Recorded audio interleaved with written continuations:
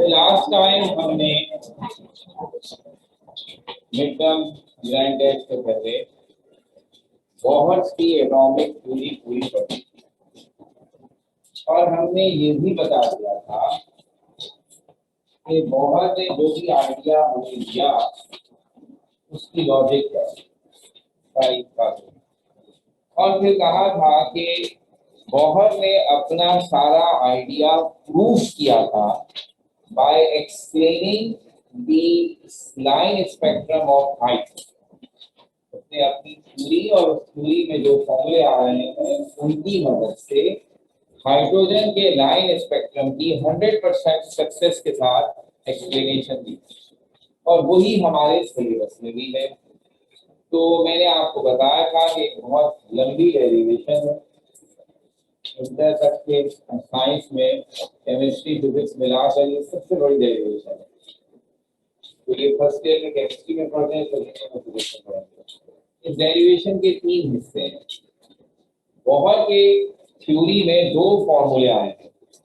एक ये बताने के लिए कि जब इलेक्ट्रॉन किसी एटम में हायर से लोअर एनर्जी लेवल में आता है तो वो फोटोन एमिट करता है, जिसका फॉर्मूला E2 - E1 = H। और दूसरा लास्ट पोस्टुलेट था जिसमें हमने ये कंडीशन बताई थी कि किसी भी एटम में कौन से ऑर्बिट हो सकते हैं। तो वो ऑर्बिट हो सकते हैं जिसमें इलेक्ट्रॉन का एंगुलर मोमेंटम NH/2 के बराबर है।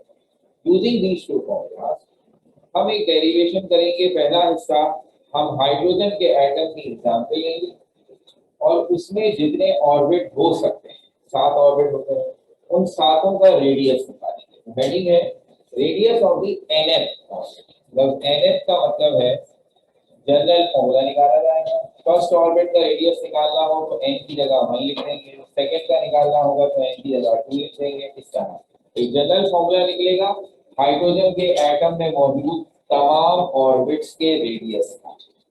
फिर उन रेडियस की मदद से हम हर ऑर्बिट की एनर्जी का फॉर्मूला निकालेंगे। तो हमारे पास हाइड्रोजन एटम के हर ऑर्बिट की एनर्जी भी आ जाएगी। जब हर ऑर्बिट की एनर्जी आ जाएगी तब हम कुछ फोटोन की वेवलेंथ का फॉर्मूला निकालेंगे जो हाइड्रोजन एटम के लाइन स्पेक्ट्रम में इमिट होते हैं। इस तरह 3 हिस्से होंगे, पहला रेडियस, दूसरा एनर्जी, तीसरा वेवलेंथ। और जब हम वेवलेंथ का फॉर्मूला डिराइव कर लेंगे तब बेसिकली हम उसे क्रॉस चेक करेंगे कि हम जो इतनी सारी बातें कर रहे हैं वो सही भी है या नहीं।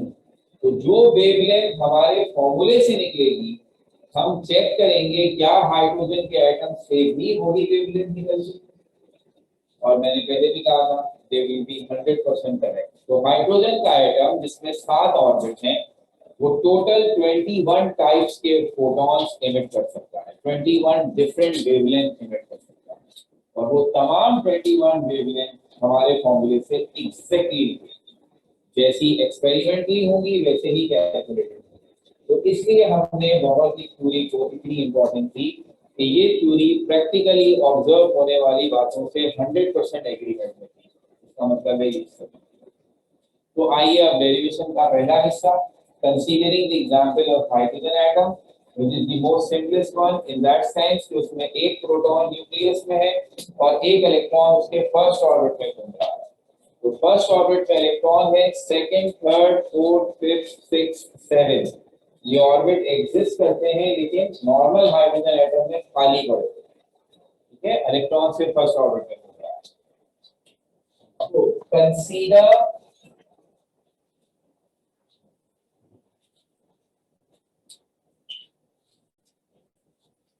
consider the hydrogen atom in which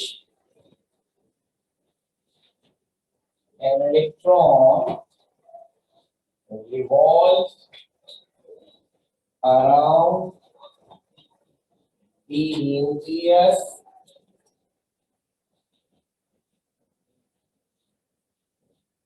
in orbit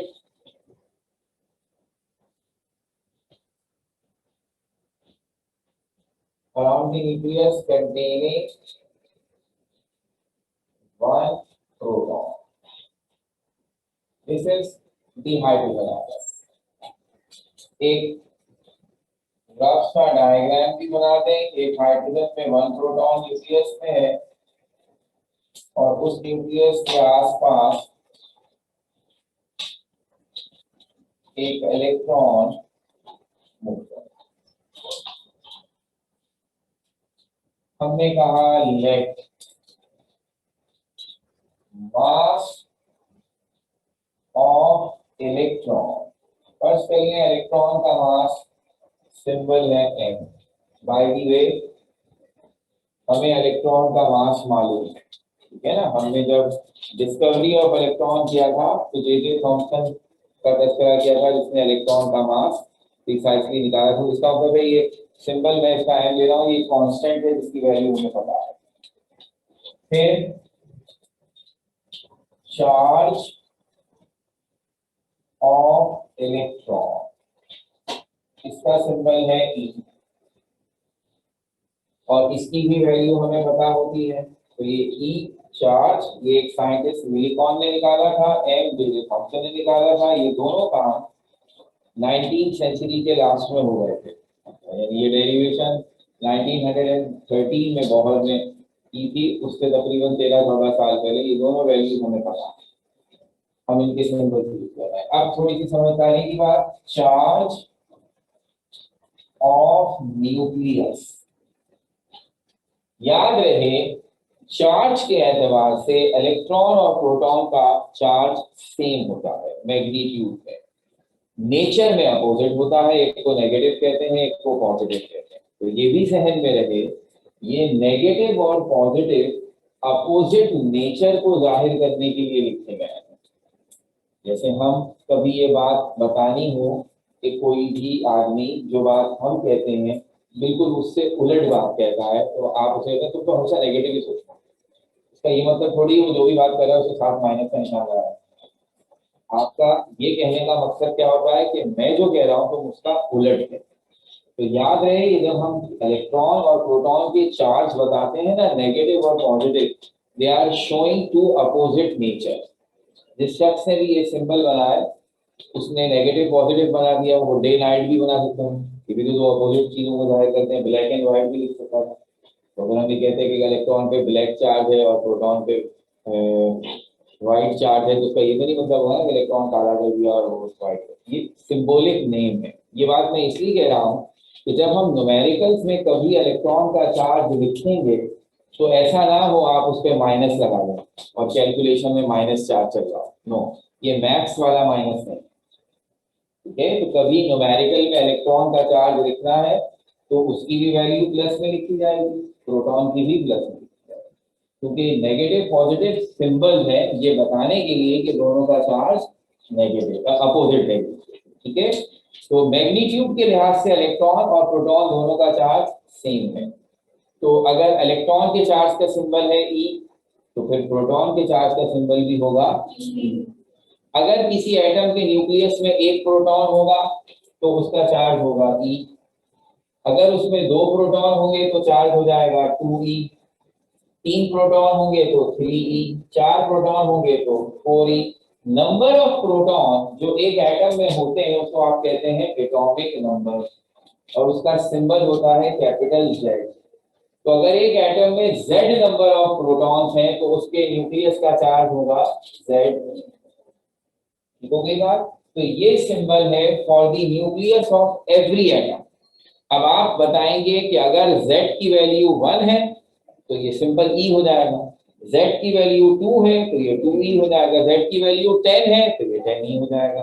तो जब बोहर ने ये फॉर्मूला डिराइव किया तो वो एग्जाम्पल हाइड्रोजन की लेके चल रहा था, मगर बैक माइंड में ये था कि मैं ऐसा फॉर्मूला डिराइव करूं जो हाइड्रोजन के बाद बाकी एलिमेंट्स पर भी अप्लाई किया जा सके। यदि हाइड्रोजन तक दुनिया खत्म ना हो जाए, तो अगर मैं इसे किसी और एलिमेंट पर अप्लाई करूंगा तो मुझे सिर्फ क्या करना होगा, z की वैल्यू उस एलिमेंट की रखनी होगी। हाइड्रोजन के लिए z की वैल्यू 1 है, लेकिन किसी और एलिमेंट के लिए कुछ और होगी। तो इसलिए उसने कहा चार्ज ऑफ न्यूक्लियस है Ze, where E is the charge of proton and Z is the number of proton. तो Z है एटॉमिक नंबर। ये और बात है कि हाइड्रोजन के लिए इसकी वैल्यू है 1, तो ऑटोमेटिकली बाद में जाकर ये सिर्फ E रह जाएगा। ये हो गई एक बात। फिर इसके बाद हमने कहा वेलोसिटी ऑफ इलेक्ट्रॉन, वो वेलोसिटी जिससे इलेक्ट्रॉन घूम रहा है वो है v, और जिस ऑर्बिट में घूम रहा है उस ऑर्बिट का रेडियस r। तो ये अगर इस फॉर्मूले में भी शो कर दूं, तो अगर इलेक्ट्रॉन यूं घूम रहा है तो ये इसकी वेलोसिटी की डायरेक्शन और इस ऑर्बिट का रेडियस है r।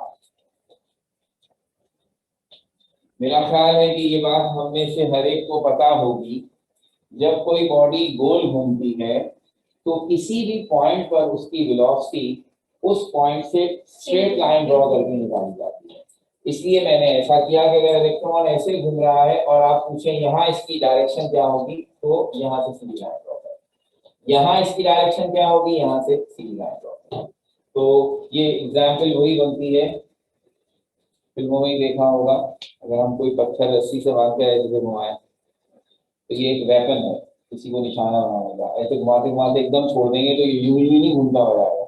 जैसे ही आप छोड़ेंगे, जिस जगह आप छोड़ेंगे वहां से सीधा जाएगा।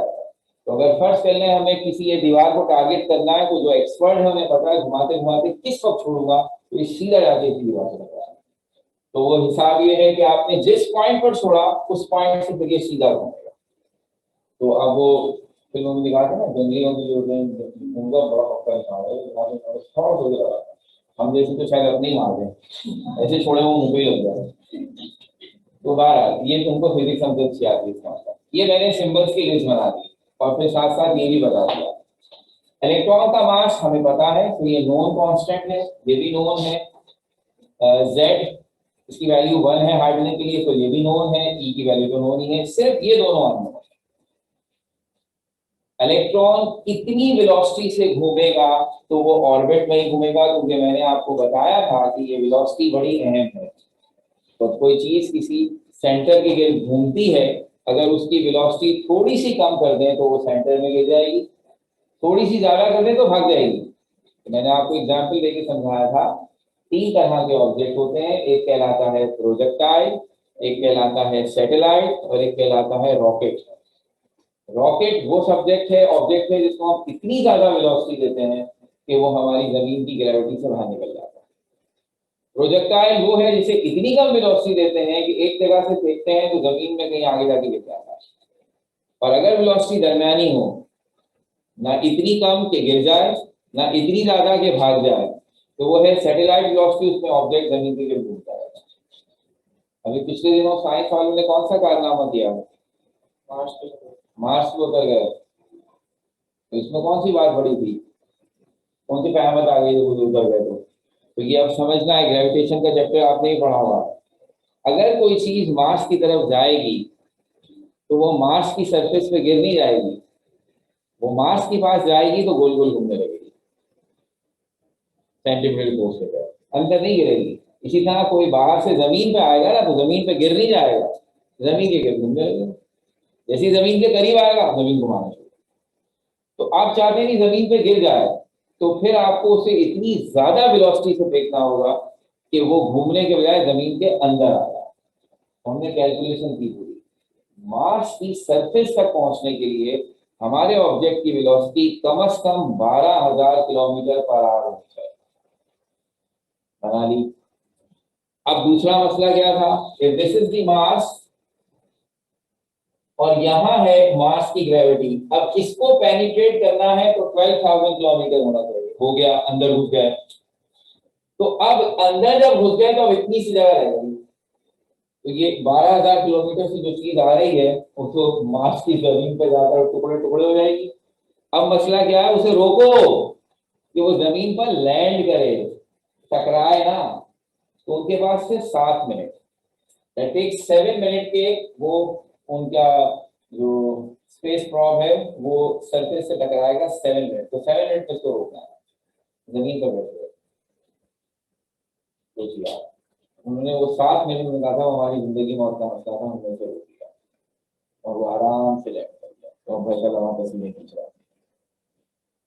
तो ये बड़ी जबरदस्त उनकी कामयाबी है। हमारा आगे अल्लाह को पता क्या होने वाला। अभी तक तो वहाँ बैठकर ऑक्सीजन बना रहा है, क्योंकि वहाँ ऑक्सीजन बहुत कम है, तो उनका प्रॉब जो गया है वो बेसिकली वहाँ एक आर्टिफिशियल तरीके से ऑक्सीजन बना रहा है। अगर वो कामयाब हो गए तो फिर वहाँ लाइफ पॉसिबल है। तो छुट्टियां गुजारने जाए थे, हाँ यार मेरा मास्क तो हो गया, कभी भी आ रही होती है मास्क। तो तो these things are very important. Mega scale पे भी चल रही है, माइक्रो स्केल पे भी चल रही है। सो ये हो गया हमारा डेटा। अब हमें नहीं पता, वो तो निकालने जा रहे हैं ना, रेडियस में निकालने ही जा रहे हैं, और हमें नहीं पता कि इलेक्ट्रॉन को किस वेलोसिटी से घुमाएं तो वो न्यूक्लियस के गिर्द घूमेगा। तो वो बोहर ने हमें उसका फॉर्मूला बता दिया, angular momentum should be equals to NH/2 अब वो सब निकालेंगे। तो यहाँ V भी अननोन है, R भी अननोन है, अभी दोनों चीजें अननोन है। ये हो गया हमारा डेटा। अब बात शुरू करते हैं। इलेक्ट्रॉन और प्रोटॉन के बीच में अट्रैक्शन की फोर्स है, जिसको हम कहते हैं electrostatic force of attraction. Opposite charges के बीच में होती है। कौन सा फॉर्मूला हमें इस फोर्स की वैल्यू बताता है? इसका का नाम कूलम्स लॉ। मैट्रिक में पढ़ा था Coulomb's law, which describe the force between charges. Same charges होंगे तो रिपल्सन, डिफरेंट चार्जेस होंगे तो अट्रैक्शन। और कूलम्स लॉ के मुताबिक द फोर्स ऑफ अट्रैक्शन और repulsion between charges is directly proportional to the magnitude of their charges and inversely proportional to the square of the distance between their centers. Exactly वैसा ही law है जैसा law of gravitation है, बस फर्क ये है कि एक में चार्ज आता है, एक में मास आता है। तो अब उस फॉर्मूले को इस्तेमाल करते हैं। इलेक्ट्रॉन और प्रोटॉन के दरमियान इलेक्ट्रोस्टैटिक फोर्स ऑफ अट्रैक्शन है, और उसके फॉर्मूले से अब आगे बढ़ेंगे। तो force of attraction between electron and nucleus is given by Coulomb's law of electrostatics, which states that F is equals to A Q1 Q2 over B square। ये F है चार्जेस के दरमियान फोर्स। चार्जेस कौन कौन है? Q1 और Q2। B उनके centre से दरमियान डिस्टेंस है, और K क्या है? This is proportionality constant called Coulomb's constant. तो अब ये फॉर्मूला अपनी सिचुएशन पे लगाते हैं। तो हमारी सिचुएशन पे हियर तो क्या देते हैं 1। Q1 है इलेक्ट्रॉन, उसका चार्ज है E। Q2 है न्यूक्लियस, उसका चार्ज है Ze। दोनों के दरमियान डिस्टेंस R। ठीक हो गई बात? Q1 Q2। अभी बात करते हैं K की। K कौन था? Coulomb's constant. किसी को याद है वैल्यू? K की वैल्यू ये है 9 × 10⁹ न्यूटन मीटर स्क्वायर पर कूलम स्क्वायर। काफी बड़ी वैल्यू, 9 बिलियन। तो हम अब यहाँ कर रहे हैं चालाकी। चालाकी क्या कर रहे हैं? अगर हम चार्जेस को और डिस्टेंस को एमकेएस सिस्टम में या एसआई सिस्टम में लें तो के की वैल्यू 9 × 10⁹ है। लेकिन अगर हम चार्जेस और डिस्टेंस को सीजीएस सिस्टम में लें तो फिर के की वैल्यू 1 है। फायदा क्या होगा? 1 है तो पता तो एक कांस्टेंट कम हो जाएगा, क्योंकि आगे जब हम ये फॉर्मूला पूरा करेंगे तो बड़ा लंबा चौड़ा बनने वाला है। इसलिए हमारी ख्वाहिश है कि अगर कोई कांस्टेंट ऐसा है जिसे खत्म कर सकते हैं तो बात। तो हमने फौरन यहाँ लिखा k = 1 as charges and distance are taken in CGS system। MKS system में या एसआई सिस्टम में चार्ज का यूनिट है कूलम, मेरे ख्याल में सबको याद होगा, और डिस्टेंस का यूनिट है मीटर, ये भी सबको याद होगा। सीजीएस सिस्टम में चार्ज का यूनिट हो जाता है ESU। ESU stands for electrostatic unit, और डिस्टेंस का यूनिट हो जाता है सेंटीमीटर। ठीक है, तो इसका मतलब है जब आप रेडियस निकाल रहे हैं तो आपको याद ये रखना है कि जब रेडियस फाइनली निकलेगा तो उसका यूनिट क्या होगा? सेंटीमीटर। चार्ज से तो हमें कोई खास मसला नहीं होगा, क्योंकि इस्तेमाल ही नहीं करना पड़ेगा, सब कट पीट के बराबर हो जाएगा। लेकिन डिस्टेंस का याद रखिएगा कि अब हम जो डेरिवेशन कर रहे हैं, तो जब हम रेडियस आखिर में निकालेंगे तो वो सीजीएस सिस्टम में होगा, उसका यूनिट मीटर नहीं होगा, सेंटीमीटर। ठीक हो गई बात? तो अब मैं अगर ये वैल्यूज पुट कर दूं इक्वेशन 1 में, पुट इन 1, तो ये क्या हो जाएगा? F = K की जगह 1, Q1 की जगह E, Q2 की जगह ZE डिवाइडेड बाय R²। ये हो गया ZE² R। Solid equation.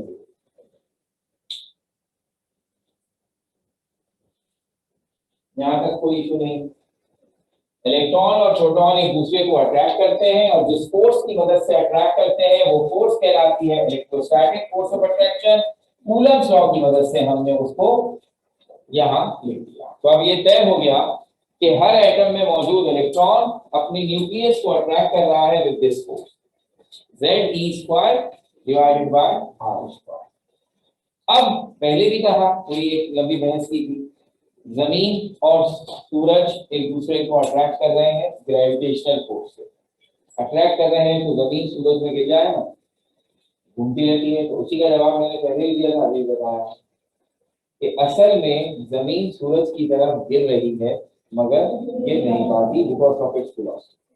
जो उसकी सैटेलाइट वेलोसिटी है, ये इसे गिराते गिराते घुमा रही है।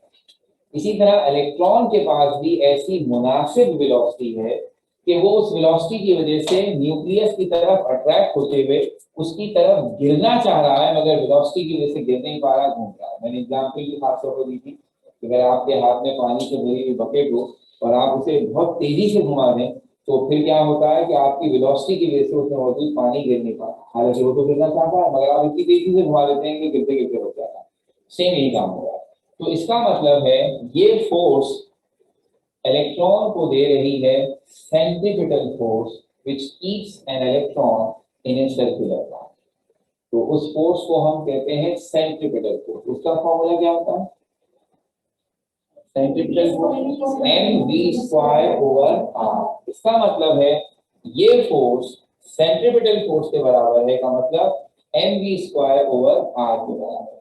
आगे लिखते हैं, this force keeps an electron in circular path and act as centripetal force, which is given as, इसको कहते हैं Fc सेंट्रीपिटल फोर्स mv²/r।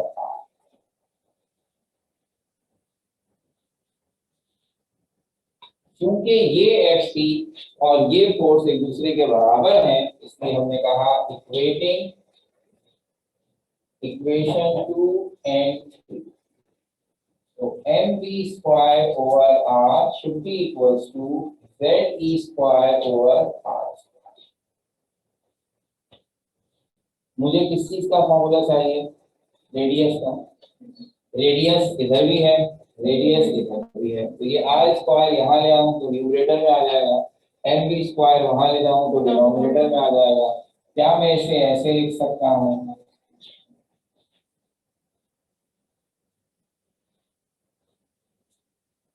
और अब नजर आ रहा है कि ऊपर आर स्क्वायर है, नीचे आर है, एक आर कैंसिल हो गया, रेडियस आ गया Z square over M B.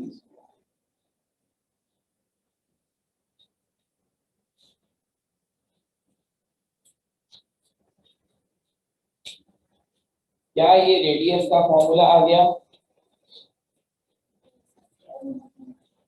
दो बातों की वजह से नो सर, हमने तो बिना किसी समझे कह दिया है सर, मगर दो बातों की वजह से no sir.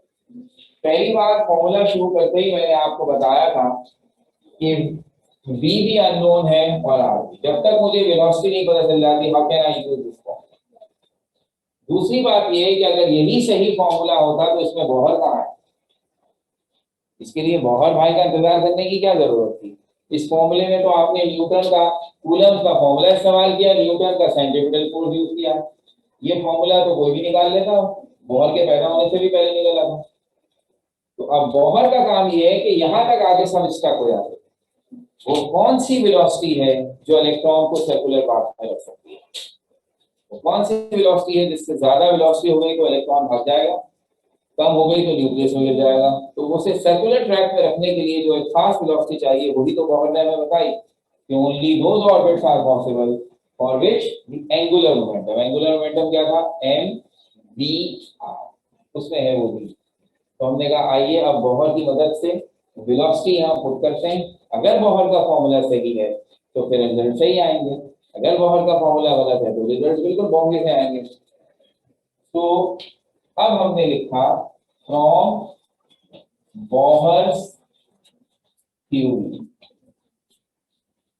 mvr is equals to nh over 2 पाई। तो चूंकि मुझे वेलोसिटी चाहिए तो मैं इस mvr is equals to nh over 2 पाई से वेलोसिटी का फॉर्मूला निकालूं तो मेरे ख्याल में ऐसे हो जाएगा, सिंपल मैथ्स है, v is equals to nh divided by 2 pi mr। क्या ख्याल है? तो इस वेलोसिटी को मैं इक्वेशन 4 में पुट कर देता हूं, पुट इन इक्वेशन 4। डेरिवेशंस का एक खास फायदा है कि इसमें स्टेप्स और डिटेल कोई फिक्स नहीं होती थ्योरी की तरह कि आपने सर के लिखे हुए नोट्स एज याद किए वरना फर्क पड़ जाएगा। बल्कि यहाँ जिसकी मैथ्स अच्छी है वो एक दफा ये देखे कि मैंने ड्राइव करके क्या निकाला, can use his for her own step. जैसे अब मेरा कहना है कि just put this value here and evaluate the formula for radius. अब उसमें आप वही स्टेप फॉलो करें जो मैं करूं, या आप माशाल्लाह अच्छी मैथ्स रखते हैं, आपने कोई और उसका मुझे कोई एतराज नहीं। एज लॉन्ग एज आपका और मेरा जवाब सेम आता है और आप कोई गलती मैथ्स के हिसाब से कोई ब्लंडर नहीं करते, तो इससे फर्क नहीं पड़ता कि मैंने 4 लाइनों में किया, आपने 3 लाइनों में किया या 5 लाइनों। तो मैं ये कोशिश कर रहा हूं कि मैं इतने स्टेप्स शो करूं जो एक ऐसे स्टूडेंट के लिए जरूरी है जिसे मेरी तरह मैथ्स नहीं आती, ये समझ लीजिए। क्योंकि जैसे होता है ना, इंजीनियरिंग वाले खास तो है, मेडिकल वाले, उनकी मैथ्स थोड़ी अच्छी होती तो वो कुछ स्टेप्स डायरेक्ट कर देते, तो ये वो कर सकते हैं, ऐसी बात है। लेकिन जिन बच्चों ने ये नहीं ली हुई उनको थोड़ी ली होगी, तो मेरी कोशिश की है मैक्सिमम स्टेप्स। फर्स्ट कर लें आप में से कोई, उसको ये लगे नहीं ऐसे नहीं ऐसे कर ले जल्दी हो जाता, बिल्कुल कर लेते हैं, हमें इसमें कोई एतराज नहीं। ठीक है, आइए मैं वैल्यू पुट करता हूँ।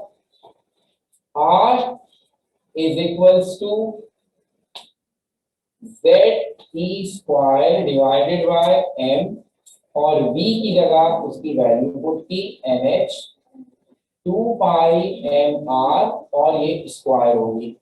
ठीक है ना, फॉर्मूले के मुताबिक v का स्क्वायर है, तो आपने v की वो भी वैल्यू पुट की, उसके ऊपर स्क्वायर लगा दिया।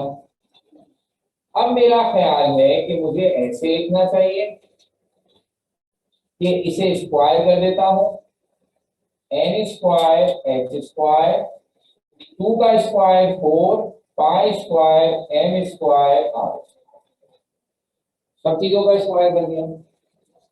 और एक सिंप्लीफाई हो सकती है चीज, और वो क्या है, ये m से ये m स्क्वायर का एक m कर दिया, तो अब नीचे एक m रह गया। और साथ ही साथ मैं एक काम और कर देता हूं, जब हम कोई चीज लिखते हैं तो जो डिनोमिनेटर का डिनोमिनेटर होता है वो न्यूमरेटर बन जाता है। इसका मतलब है ये पूरी चीज बेसिकली z स्क्वायर से मल्टीप्लाई हो जाएगी। तो मेरी नेक्स्ट लाइन होगी r is equals to z square multiply by 4 pi square m r square divided by n square h। क्योंकि एक m कैंसिल भी हो गया है, वो भी याद रखना।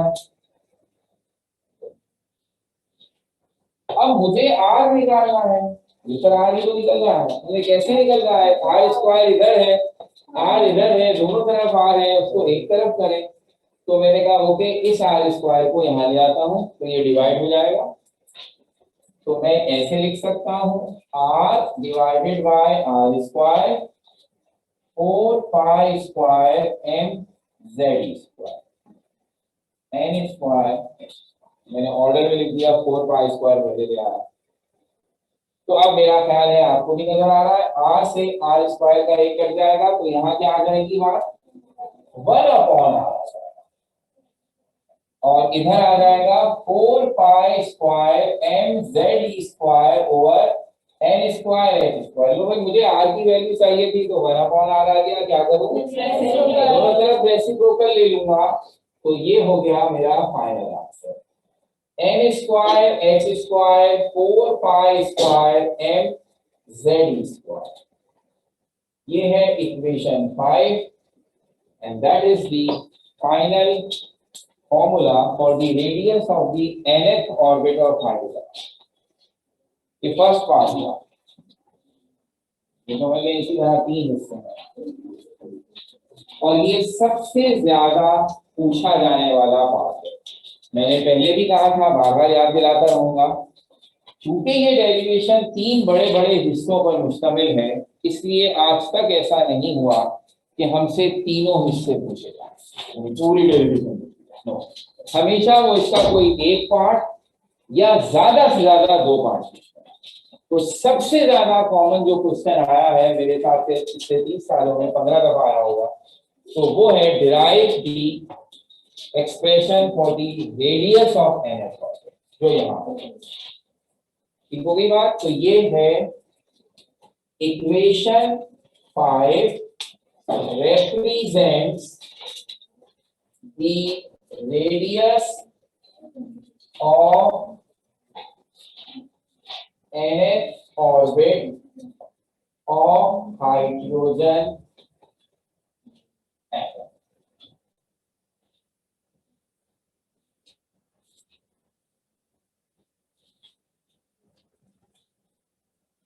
अब अगर आप नोटिस करें, h प्लैंक्स कांस्टेंट है, उसकी वैल्यू कांस्टेंट, 5 वैसे ही कांस्टेंट होता है 22/7, m इलेक्ट्रॉन का mass constant, z atomic number constant, e electron का चार्ज कांस्टेंट, सब कांस्टेंट है। अगर कोई चीज कांस्टेंट नहीं है तो वो है m। n की वैल्यू ऑर्बिट के हिसाब से होगी, फर्स्ट ऑर्बिट के लिए 1, सेकंड ऑर्बिट के लिए 2, थर्ड ऑर्बिट के लिए 3, फोर्थ ऑर्बिट ऐसे। तो हमने कहा बाकी सारी वैल्यूज को जो कि कांस्टेंट है, taking h square 4 pi square m z square, ये सब कांस्टेंट है, तो इनकी वैल्यू पुट करके एक आंसर जो आएगा वो कांस्टेंट आंसर आ जाएगा। उसका सिंबल हमने बना दिया a0, इसको हम कहते हैं बोहर्स रेडियस।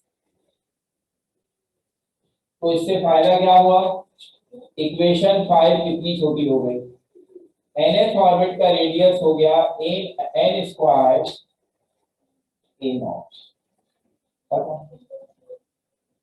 ये लंबा थोड़ा जो था। अब अगर इम्तिहान में आता है सवाल कि आप एक रेडियस की डेरिवेशन डिराइव करें यहाँ तक, लेकिन हमारा काम अभी बाकी है क्योंकि हमारे पास इम्तिहान में सवाल अलग अलग टाइप के आते हैं।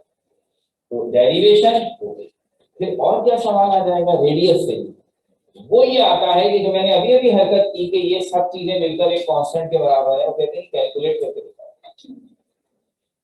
देखा जाए तो इससे हलवा सवाल क्लास 8 के बच्चे को भी कोई नहीं होगा, ये फर्स्ट ईयर वालों को पूछते हैं उसे नहीं होता। कौन सा सवाल?